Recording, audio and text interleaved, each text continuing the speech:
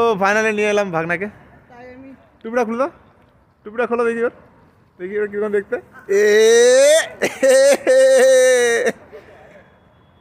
তো এই যে সব চলে এসছে ফাইনালি। বল কটার কেমন লাগলো, রেলের কটার? আচ্ছা চলো তাহলে। এটা দুদিন আগে ছেড়েছে, ছেলেটা চলে গেছে, তোমার ট্রান্সফার হয়ে গেছে। না না, ওটাও ভরা ছিল, আমি শুধু একটাই ফাঁকা ছিল।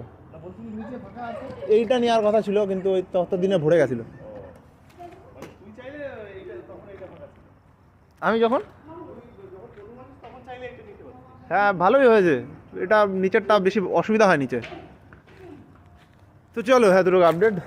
আজকে রবিবার, ভাগনা চলে এসছে আমার, চলো রাখছি।